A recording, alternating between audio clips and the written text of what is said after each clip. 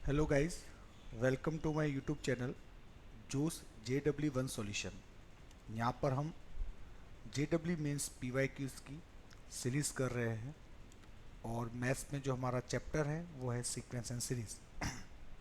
हम 2024 के सारे क्वेश्चन इन वीडियो में कवर करेंगे। इससे पहले हमने 3 वीडियोस बनाए हैं, आप जाकर देख सकते हैं। This is part 4। तो हम देखते हैं।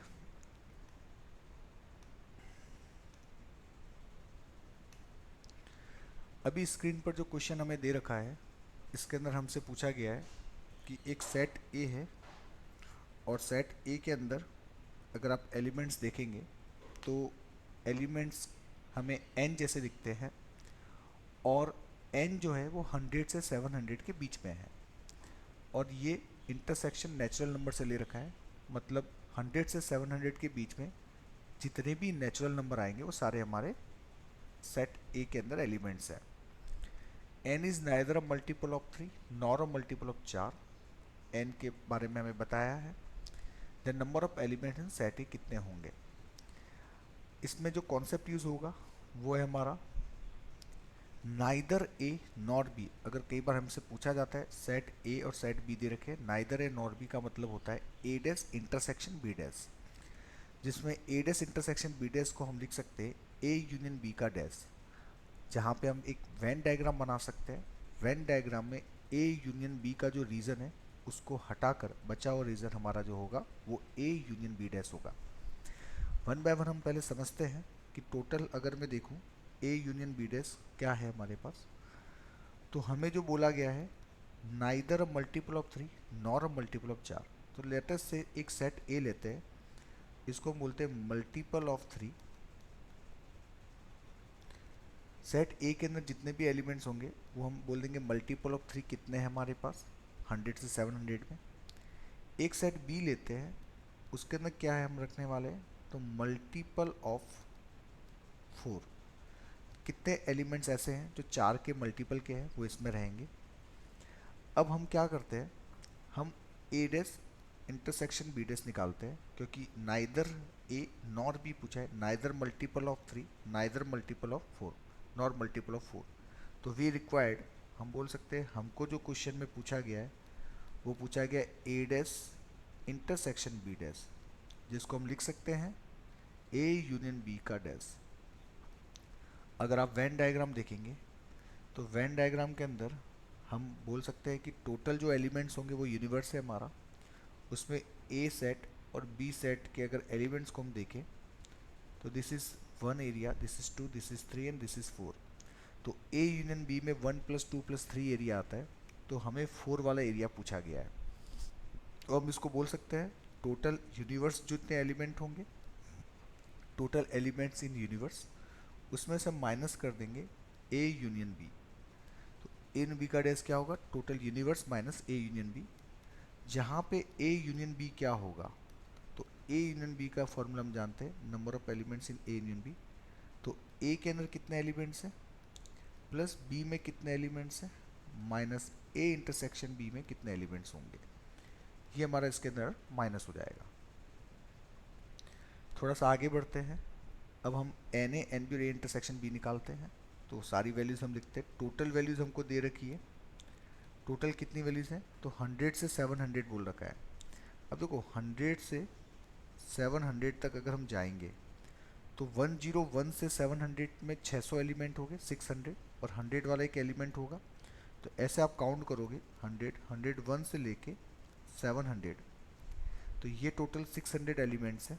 और एक ये तो 601 एलिमेंट्स हमारे पास टोटल अवेलेबल है। सेट ए के अंदर 100 से 700 दे रखा है, तो हम बोलेंगे 100 भी इंक्लूड है। तो 100 को हम एक काउंट करेंगे एक्स्ट्रा में, 101 से 700 600 एलिमेंट्स हैं। तो 601 एलिमेंट्स टोटल हमारे पास हो गए। ए के अंदर कितने एलिमेंट्स होंगे, तो ए के अंदर अब एलिमेंट्स हम निकालते हैं।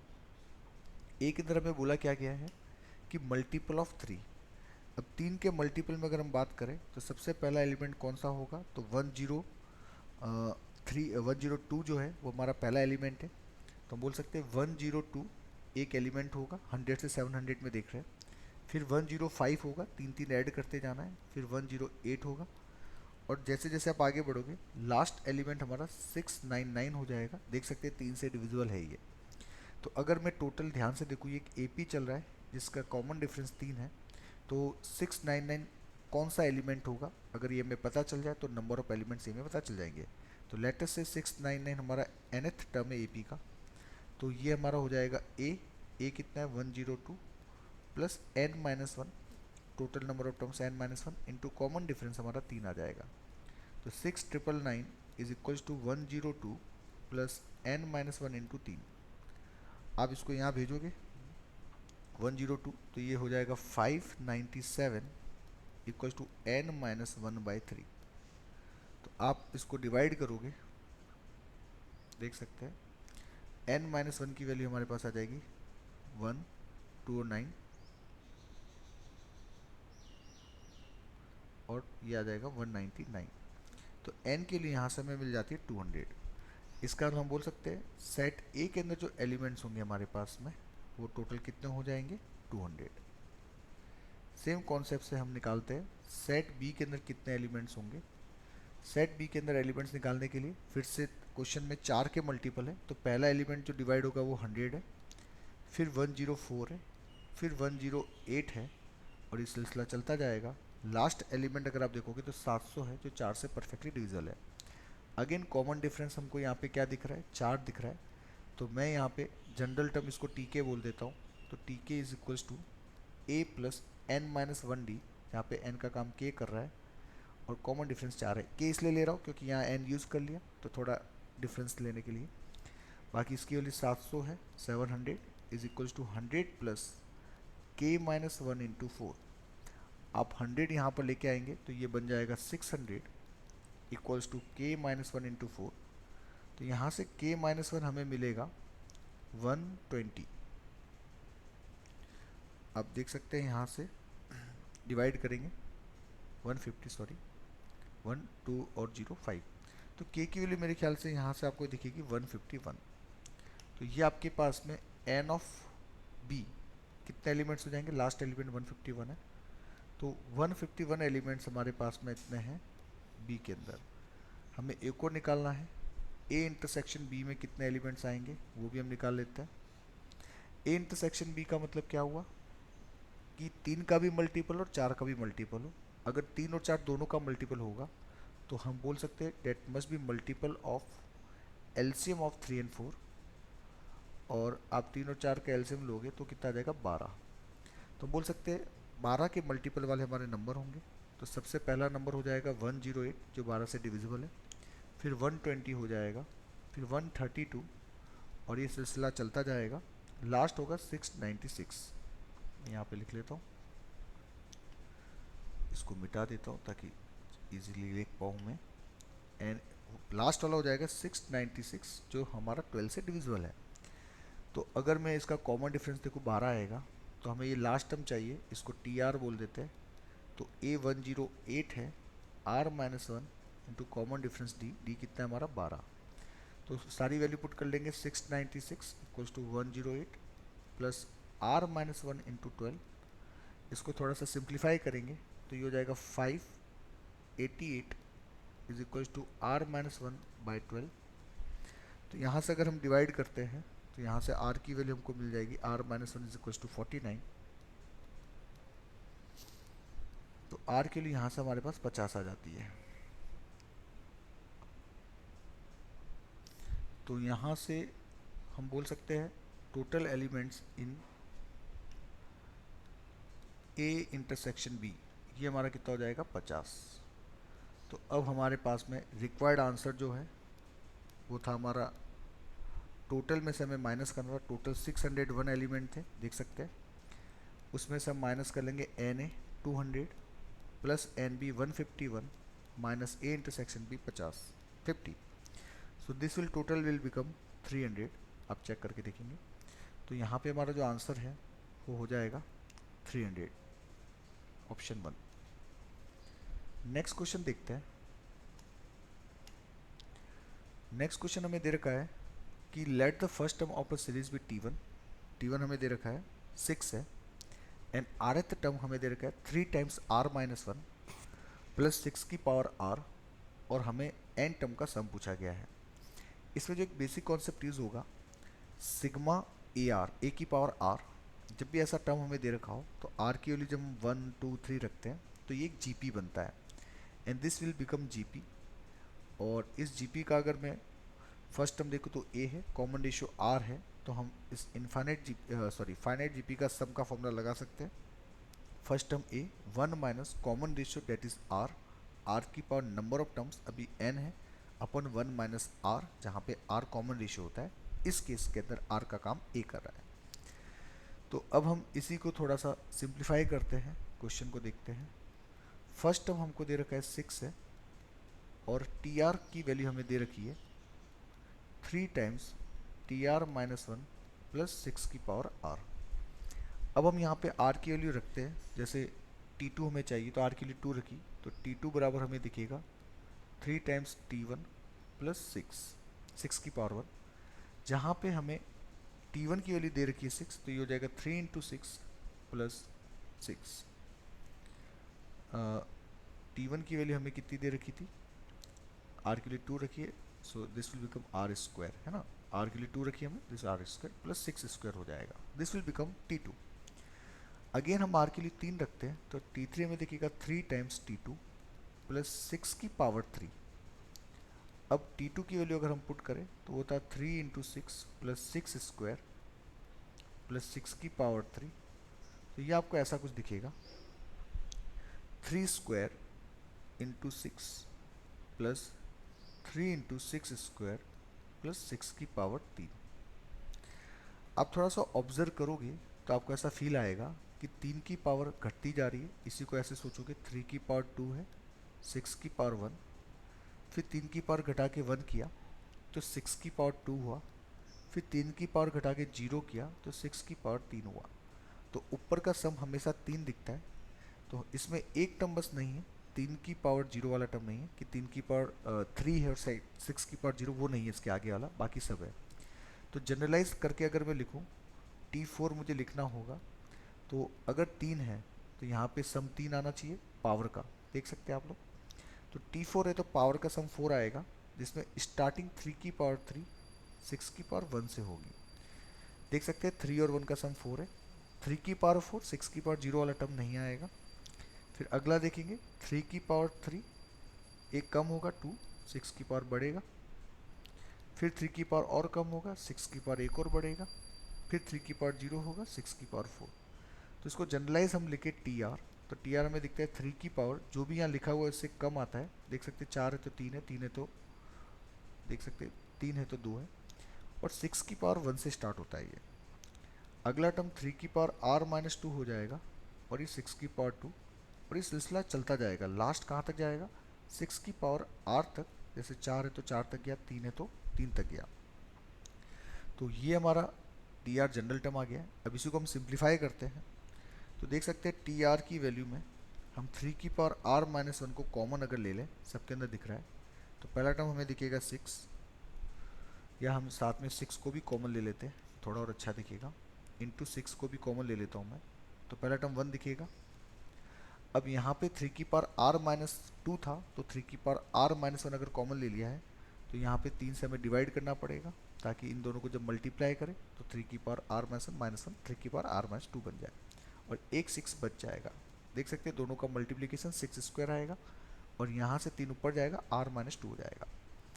अगला टर्म जो आर माइनस 2 है, तो यहाँ 3 का स्क्वायर हो जाएगा, और आगे जब हम देखेंगे, जैसे 3 की पावर आर माइनस 3 होगा, इधर मैं टर्म लिख लेता हूँ, 3 की पावर आर माइनस 3 6 क्यूब होगा, तो नीचे 3 स्क्वायर होगा तभी 3 की पावर आर माइनस 3 बनेगा, और 6 क्यूब के लिए यहाँ पे 6 स्क्वायर होगा।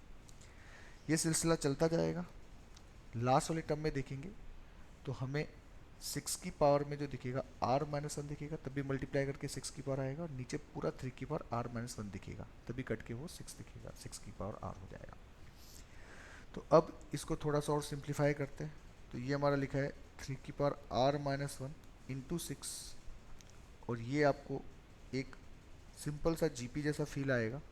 ये 1 है, 6/3 2 है, ये हमारा 2 का स्क्वायर हो जाएगा, और लास्ट वाले टर्म को देखोगे तो 2 की पावर आर माइनस 1 हो जाएगा। 6/3 2 होता है, उसका यूज़ किया हमने।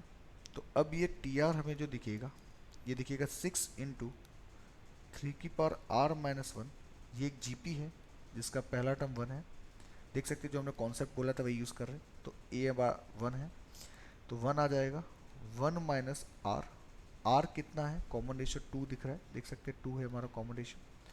और नंबर ऑफ टर्म्स कितने हैं तो देख सकते हैं यहाँ पे अगर मैं स्टार्ट करूँ तो 1 से लेके r-1 ये है और एक ये टर्म है, तो टोटल r टर्म्स हो जाएंगे। तो 1 माइनस आर मतलब नंबर ऑफ टर्म्स r है, और 1 माइनस कॉमन रेशियो 2 है।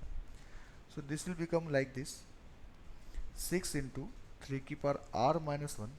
और यहाँ पे आप देख सकते हैं ये -1 बनेगा, उस -1 को ऊपर लेके जाएंगे हम तो 2 की पावर r-1 हो जाएगा। फिर से हम इसको थोड़ा सा और मल्टीप्लाई करते हैं, तो ये जब इन दोनों को मल्टीप्लाई करेंगे तो ये देखिएगा 6 इंटू 3 की पावर r-1। 3 की पावर r-1 को थोड़ा सिंप्लीफाई कर सकते हैं हम, r के टर्म में लिख सकते हैं।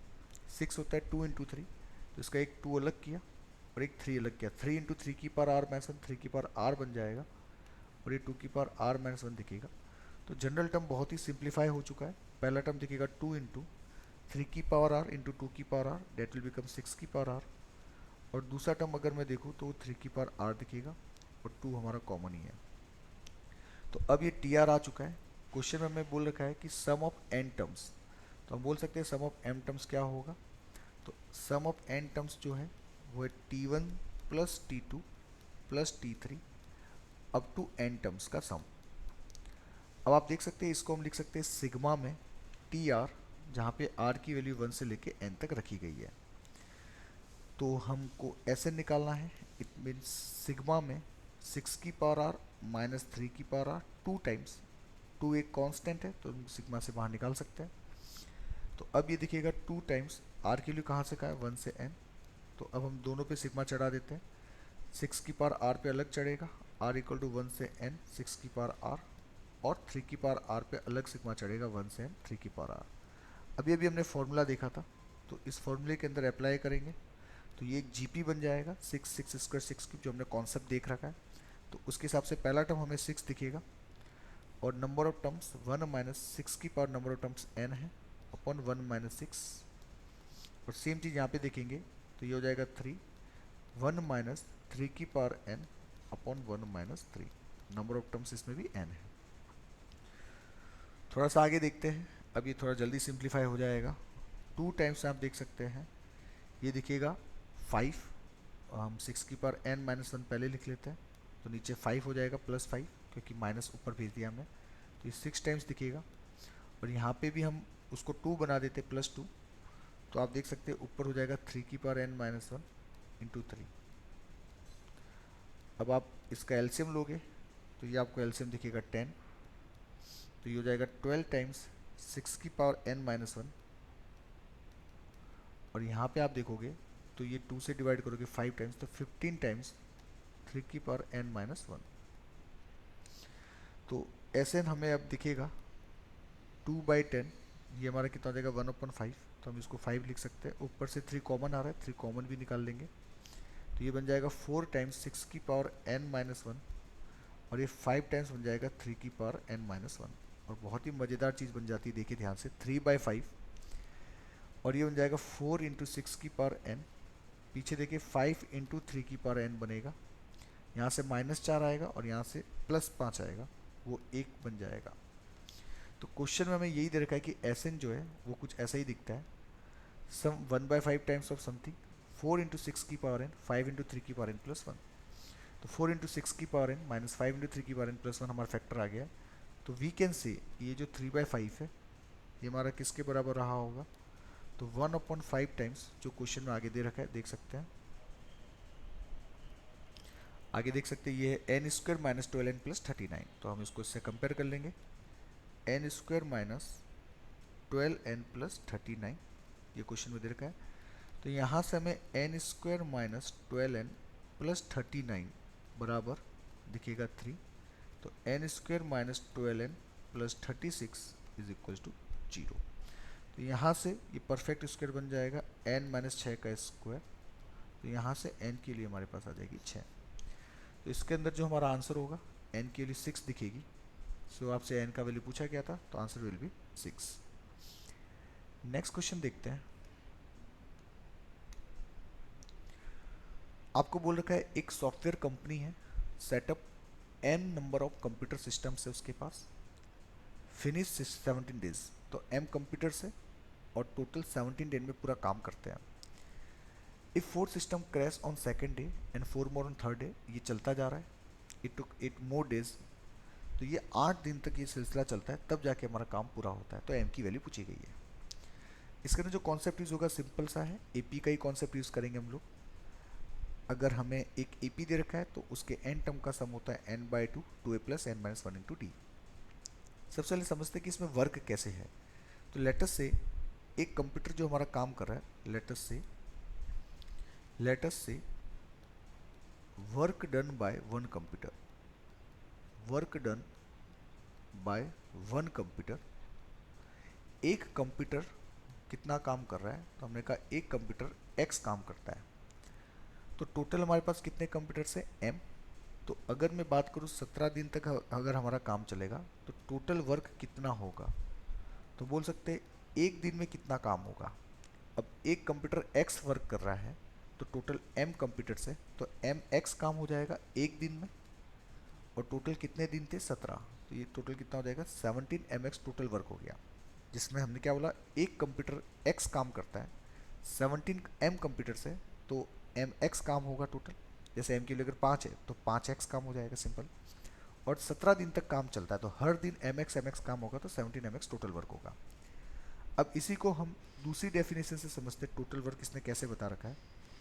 तो अब कहा कि if 4 system crashes on second day, तो अब हमने क्या बोला कि पहले दिन तो हमारे पास में सारे कंप्यूटर थे, तो पहले दिन अब जो काम हुआ वो एम एक्स हुआ था, एम कंप्यूटर्स थे, सबने एक्स काम किया। दूसरे दिन क्या होता है, 4 कंप्यूटर क्रैश हो गए, तो अब कंप्यूटर कितने बचे होंगे, एम माइनस 4 बचे होंगे। सेकेंड डे पे जो काम करने वाले कंप्यूटर है वो एम माइनस 4 है। जैसे एम के लिए मान लो 50 है, तो पहले दिन 50 कंप्यूटर ने काम किया, और 46 कंप्यूटर काम कर रहे हैं दूसरे दिन। एक कंप्यूटर एक्स काम करता है, तो M minus 4 computer M minus 4 into X काम करेंगे।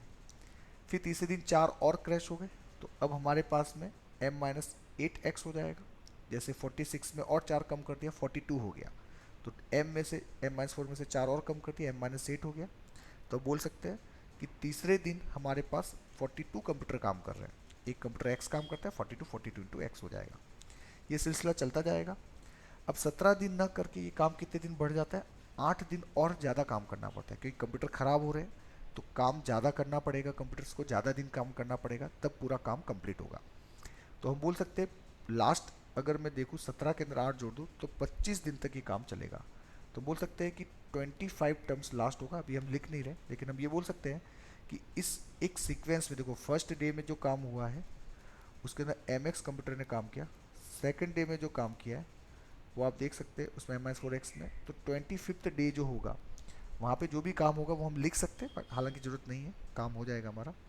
इसकी वैल्यू अगर आप निकालना चाहो तो m में से, हालांकि मैं लिख लेता हूँ T25 की वैल्यू कितनी आएगी, तो इसमें m माइनस देख सकते हैं, पहले टर्म में 0 हमने माइनस किया, दूसरे टर्म में 4 का 1 मल्टीपल था, तीसरे टर्म में 4 का 2 मल्टीपल माइनस किया, चौथे टर्म में 4 का 3 मल्टीपल माइनस करेंगे, तो 25वें टर्म में 25th टर्म में 4 का 24 मल्टीपल माइनस करेंगे, तो हमारे यहाँ पे आ जाएगा 96, 4 इंटू 24 96x, इतना काम होगा लास्ट डे। खैर हमें ये टोटल वर्क काउंट करना है। टोटल वर्क क्या होगा, इन सबका सम आ जाएगा, तो M X plus M minus 4 X plus M minus 8 X, और ये सिलसिला जाएगा M minus 96 X, total 25 term है, इन सब का सम कितना होगा 17 एम एक्स टोटल वर्क कितना था 17 एम एक्स। तो अब हम इसको कैलकुलेट कर लेते हैं। इसके अंदर से देखो एम एक्स तो कॉमन लेके चला जाएगा। अगर आप इस सीरीज़ को ध्यान से देखेंगे तो मैं यहाँ से ये बोल सकता हूँ कि x अगर कॉमन दोनों तरफ काट दिया जाए तो ये देखिएगा m प्लस M minus 4 plus M minus 8, और ये सिलसिला जा रहा है हमारा m माइनस 96 तक, 25 टर्म है, और this is equals to 17 m।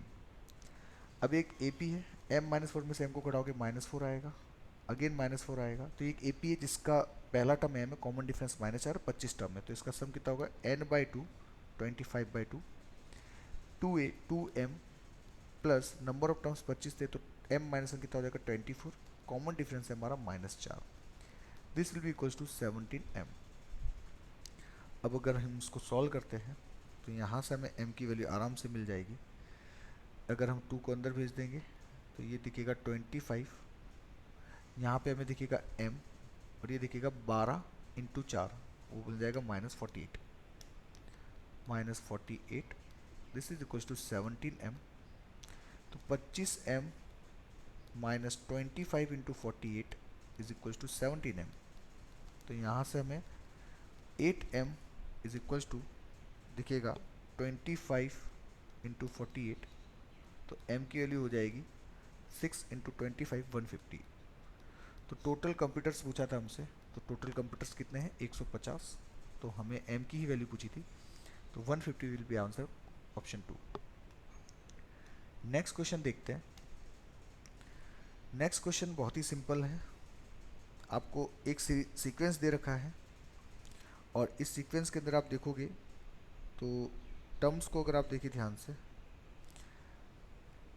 8 बराबर दे रखा है आपको 3 plus 1/4 3 plus P 3 plus 2 P, इस तरीके से इन्फाइनाइट टर्म से, तो वैल्यू ऑफ पी पूछा गया है। तो इसमें सिंपल सा कॉन्सेप्ट यूज करेंगे, सम ऑफ इन्फाइनाइट जीपी, इसका सम होता है a/1 माइनस आर, जहाँ पे a फर्स्ट टर्म होता है और r कॉमन रेशियो होता है। तो सॉल्यूशन में देखिए 8 बराबर कितना दे रखा है 3, अगर मैं इनको अलग करता जाऊँ तो पहला टर्म दिखेगा 3/4, दूसरा दिखेगा p/4। फिर हम आगे नेक्स्ट देखेंगे 3/4 का स्क्वायर और ये दिखेगा 2 टाइम्स p/4 का स्क्वायर, फिर दिखेगा 3/4 का क्यूब, फिर दिखेगा 3 टाइम्स p/4 का क्यूब, ये इन्फाइनाइट तक जा रहा है।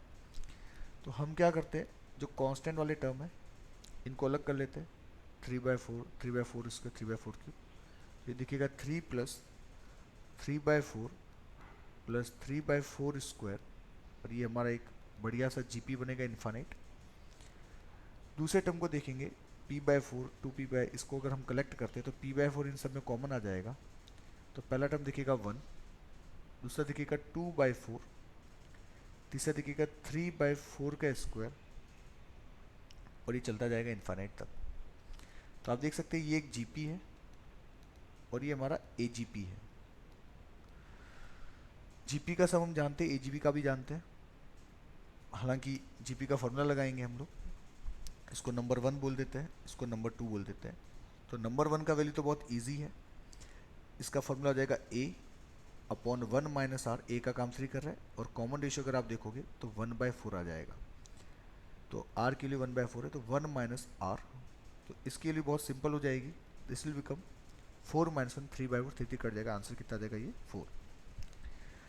अब हम आगे बात करते हैं सेकेंड टर्म जो है एजीपी, इसको लेटर से सेकेंड टर्म बोलते हैं सम, ये है 1 plus 2/4 3/4 square up to infinite है, तो हम कॉमन रेशियो r से मल्टीप्लाई कर देंगे, r 1/4 है तो ये s/4 हमें दिखेगा, शिफ्ट करके लिखते हैं तो ताकि इजी हो जाएगा, 1/4 इसको 1/4 से मल्टीप्लाई करेंगे 2/4 का स्क्वायर, और ये सिलसिला चलता जाएगा इन्फाइनाइट तक। हम सब्ट्रैक्ट करेंगे s माइनस s/4, 3s/4 हो जाएगा, ये 1 हो जाएगा, ये 1/4, ये आपका दिखेगा अगेन 1/4 का स्क्वायर। तो यहाँ से 3s/4 की वैल्यू हमारी बहुत इजी हो जाएगी, ये जीपी है जिसका कॉमन रेशियो 1/4 है, तो a/1 माइनस आर, तो ये वैल्यू बन जाएगी 3/4, नीचे आ जाएगा तो 4/3 हो जाएगा। तो यहाँ से ये s कितना होगा, 4 को आप भेजेंगे 16/9। तो अब हमारे पास में जो क्वेश्चन दे रखा है उसको अगर हम ध्यान से देखें तो इक्वेशन है 8 बराबर, पहला सम 4 आ जाता है, ये आपका p/4 टाइम्स, और ये सम आता है 16/5। तो यहाँ से हमें जो वैल्यू पूछी गई है वो p की वैल्यू पूछी थी, तो 4 इज इक्वल्स टू, इस 4 को वहाँ लेके जाएंगे 4 4 करेगा 4p/5, यहाँ से p की वैल्यू मेरे ख्याल से 5 आ जाती है। लेट मी करेक्ट इट, कुछ एरर है, let me check it. Okay, हाँ एरर थोड़ा सा मैंने देखा, इसमें 9 था, हमने 5 लिख दिया था, लेट मी करेक्ट इट, 16/9, तो यहाँ से पी की वैल्यू 9 आ जाती है, तो 9 will be our correct answer. तो option we will check it, P की वैल्यू 9 आ जाएगी यहाँ पे। नेक्स्ट क्वेश्चन देखते हैं। The number of common terms आपसे पूछा गया है in this progression and this progression. तो आप देख सकते हैं इसमें जो कॉन्सेप्ट यूज होगा, एक एपी है जिसका कॉमन डिफरेंस D1 है और एक दूसरी एपी जिसका कॉमन डिफरेंस D2 है। हमें एक ऐसी एपी चाहिए जो इनके कॉमन टर्म से बनती हो, मतलब ऐसे टर्म जो दोनों के पास में कॉमन हो, वो एक नया एपी बनता है जिसका कॉमन डिफरेंस जो होता है वो एलसीएम होता है D1 और D2 का। इस कॉन्सेप्ट को हम समझते हैं, हम पहले भी ये क्वेश्चन किया था, एक बार वापस चेक करते हैं हम लोग। पहली जो एपी है उसके टर्म अगर हम देखें तो हमें क्या दिख रहा है, 4, 9, 14, 19 अप टू 25th टर्म है। अगर इसका 25वां टर्म अगर मैं निकालूं तो T25 हम आराम से निकाल सकते हैं। कॉमन डिफरेंस कितना चल रहा है, 5, देख सकते हैं। तो T25 अगर मैं निकाल के देखूं तो a plus 24d n-1 24d, common difference कितना है, 5। तो ये आराम से वैल्यू आ जाएगी हमारी 124। तो हम बोल सकते हैं 124 इसका लास्ट टर्म है, 124। सेम AP2 अगर देखेंगे हम लोग तो सेकेंड एपी को अगर हम ध्यान से देखें तो उसके टर्म है 3, 6, 9, 12 और 37th टर्म। इसका 37th टर्म हमारा क्या होगा, ए कितना है 3, n-1 बोले तो 36 इंटू कॉमन डिफरेंस कितना चल रहा है 3, 3 3 का देख सकते हैं। तो ये आपका टर्म बन जाएगा 108 प्लस 3 111, तो इसका लास्ट टर्म 111 है। तो हमें एक ऐसी एपी चाहिए जो दोनों के अंदर कॉमन हो, मतलब ऐसे टर्म्स चाहिए जो दोनों के अंदर कॉमन है। तो सबसे पहला टर्म अगर आप देखोगे तो वो हमें दिखेगा 9, देख सकते हैं। इसके बाद अगर आप आगे टर्म देखोगे तो यहाँ पे मैं एक बार लिख लेता हूँ ताकि आपको क्लियर दिखेगा। 9 के बाद आपका आएगा 12, फिर आएगा 15, फिर 18, फिर 21, फिर 24, 27 और फिर आपका आ जाएगा 24, 27, फिर 30 आएगा अगला टर्म, और ये चलता जाएगा। लास्ट टर्म हमने देखा 111 है। तो आप ध्यान से देखो, अगला टर्म जो हमारा आ रहा है 9 के बाद, जैसे इसमें कॉमन डिफरेंस 3 है तो 15 के डिफरेंस में आना चाहिए था। यहाँ पे एक टर्म आएगा 24 अगला, तो यहाँ पे ये 24 और इसका 24 नेक्स्ट टर्म है। तो आप देख सकते हैं हमें जो सीरीज दिख रही है कॉमन टर्म की, एक 9 दिखा, अगला टर्म 24, फिर आप इसमें 15 ऐड करोगे तो आपका 39 जो है वो नेक्स्ट टर्म आ जाएगा। हालांकि कैसे आ रहा है, तो आप देखो ये जो एपी है कॉमन टर्म्स वाली, इसका कॉमन डिफरेंस क्या होना चाहिए था, एलसीएम होना चाहिए था D1 D2 का। D1 3 था और D2 5 था, या उल्टा लिख दिया मैंने, D1 5 था और D2 3 था, तो वो कितना आ जाएगा 15। तो 15 इनका कॉमन डिफरेंस होना चाहिए। वो देख सकते हैं 15-15 के डिफरेंस में चलेगा, क्योंकि वो 3-3 के साइकिल में चल रही है और ये 5-5 के साइकिल में चल रही है, तो इनका कॉमन डिफरेंस हमारा 15 हो जाएगा। तो अब हम यहाँ पे देख सकते हैं टोटल नंबर ऑफ टर्म्स पूछे गए हैं। तो इसका जो लास्ट टर्म होगा लेटर से Tn है, तो Tn की वैल्यू हमारी किससे ज़्यादा नहीं हो सकती। तो देखो एक सीरीज बोली कि लास्ट टर्म 124 है, एक सीरीज बोला है लास्ट टर्म 111 है, तो बोल सकते हैं 111 से बड़ा नहीं हो सकता, क्योंकि 111 मैक्सिमम क्या हो सकता है, 111 जा सकता है। अब 112 अगर मैंने बोला 112 कॉमन टर्म, तो 112 इसके पास भले ही होगा बट उसके पास नहीं है, तो मैक्सिमम से मैक्सिमम 111 तक ही जाएगा, उससे आगे कभी कॉमन टर्म नहीं पहुंच पाएगा। अब चाहो तो काउंट भी कर सकते हैं, बाकी हम Tn की वैल्यू डायरेक्टली बोल सकते हैं 111 से छोटी होगी। अब ये Tn क्या है, तो जनरल टर्म्स का है A19 है, माइनस n-1 कॉमन डिफरेंस कितना है इसका 15, this must be less than equal to 111। इसको थोड़ा सा हम आगे कैलकुलेट करते हैं, तो n-1 into 15 must be less than equal to 111 में से हम 9 को माइनस कर लेंगे, तो ये हमारा कितना हो जाएगा 102। तो n-1 less than equals to, अब देखो 108 तक 9 होता है, तो ये 8 पॉइंट समथिंग जाएगा, सॉरी 15 से डिवाइड कर रहे हैं, 15 6 जा 90 और 12 120 तक जाएगा, तो हम बोल सकते हैं लगभग लगभग इतना होगा। तो n less than equal to कितना हो जाएगा 7.8, तो n की वैल्यू 7.8 या 7.8 से छोटी है, तो n की वैल्यू जस्ट उससे छोटी क्या दिखेगी हमें 7। मतलब टोटल टर्म्स अगर हम कैलकुलेट करें तो हमें कितने दिखेंगे 7 टर्म्स दिखेंगे। आप काउंट भी करके देखेंगे तो ये 9 दिखेगा, फिर 24, फिर 15-15 ऐड करते जाओ, फिर 15 ऐड करोगे 55, फिर 15 ऐड करोगे 69, फिर 15 ऐड करोगे 84, फिर 15 ऐड करोगे 99, उसके बाद 15 ऐड करोगे तो 111 से बड़ा हो जाएगा नंबर। तो टोटल हमारे आंसर कितने हो जाएंगे? 7। तो हम यहाँ पे देख सकते हैं इसका आंसर ऑप्शन 3 हो जाएगा। अगर आपको हमारा वीडियो अच्छा लगा हो तो लाइक करें, सब्सक्राइब करें। इसके अलावा और क्वेश्चन है उसको हम नेक्स्ट पार्ट पे देखेंगे। इसके अलावा अगर आपको इसका पीडीएफ चाहिए तो हमने इसका पीडीएफ हमारे टेलीग्राम चैनल पे डाल रखा है। आपको अगर हमारा टेलीग्राम चैनल ज्वाइन करना हो तो उसका लिंक डिस्क्रिप्शन में दे रखा है, आप ज्वाइन कर सकते हैं। Thank you.